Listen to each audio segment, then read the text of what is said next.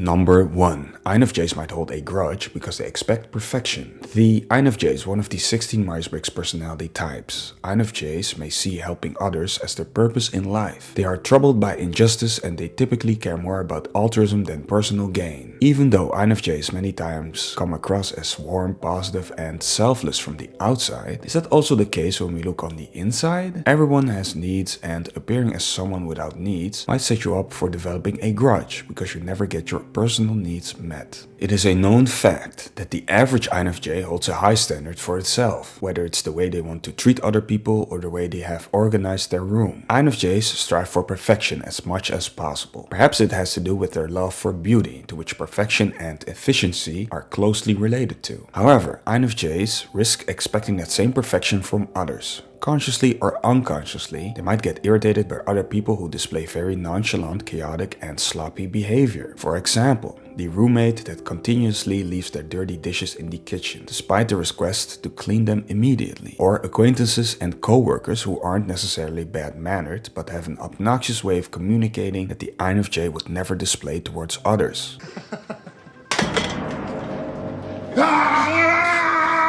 Take razor! Take razor! Get ready for the pain, woman! The pain is coming! I got it! It's in there!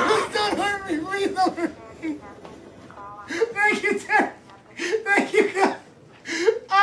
If these things continue over time, the INFJ can develop a grudge toward those people. To be fair, these examples or behaviors can be irritating to a lot of people, but wouldn't necessarily result in a grudge. However, for the INFJ, little things like these can easily lead to developing a grudge, because their need for perfection leaves little room for error. They might be aware that they keep holding others to these unrealistic standards for perfection. Chances are that they even beat themselves up for doing it, because they might also recognize how unrealistic or harsh it is to expect these things from others. Yet, there remains to be a fine line between what INFJs expect from themselves and from the outside world.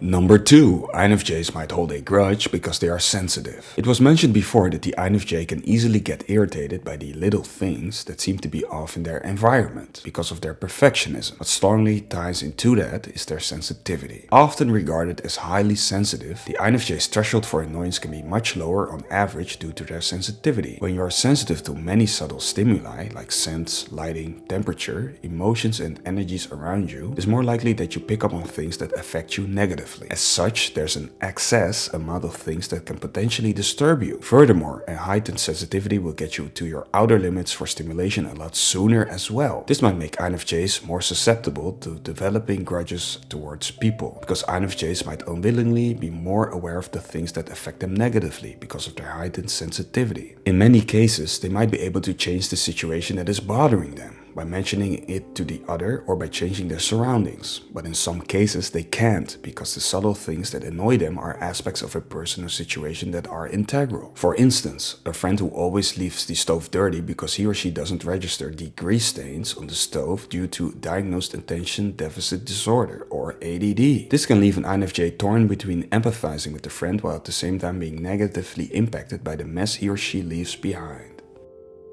Number 3. INFJs might hold a grudge because they avoid conflict. While there might be cases in which the INFJ might not be able to change much because the cause for their irritation is an integral part of someone's behavior, as mentioned in the example of the friend with ADD, at the same time, there are a lot of situations in which the INFJ actually can do something about what's bothering them. Sadly, many times they won't, because of their notorious fear of conflict. INFJs are known for avoiding conflict as a default way of handling difficult situations. Who the hell are you?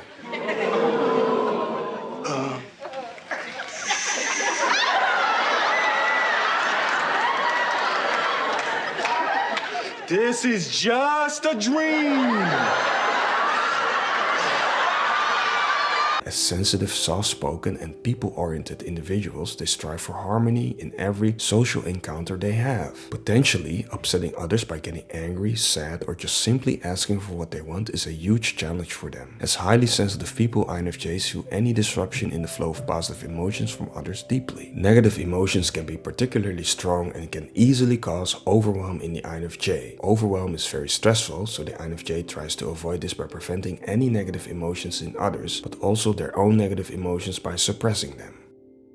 Problems don't solve themselves. Short term, this might help them a bit against overwhelm, but as anyone who has lived a little knows, problems usually don't go away by themselves. In many cases, conflict is needed to solve issues around unmet needs and to protect oneself and loved ones from harm. However, when problems arise around unmet needs in relationships or people misbehaving, the INFJ assumes and hopes these people realize how their behavior is affecting the INFJ and change their ways automatically. Basically, the INFJ hopes the problems will go away by themselves, because then they won't have to face their fear of conflict. Obviously, this never happens and the problems worsen. Now the INFJ is stuck in this problematic situation and can easily start to develop a grudge towards the wrongdoers. Yet, if only the INFJ would face conflict head on, no matter how painful it might be, he or she can spare themselves from a lot of inner turmoil, like resentment, bottled up anger and stress that holding a grudge brings. Number 4. INFJs might hold a grudge because they struggle with setting boundaries. Closely related to avoiding conflict is poor boundary setting, something INFJs struggle with many times. Like mentioned before, INFJs don't like conflict and overwhelm and tend to avoid it. Even when they do decide to engage in conflict, their inexperience with proper boundary setting and perhaps their wish to get out of the heated moment of conflict as quickly as possible might make that their boundary setting isn't sufficient enough. Did we not make ourselves clear the other day? Yes, and that's why we're here. Yes, we're standing our ground. Apparently.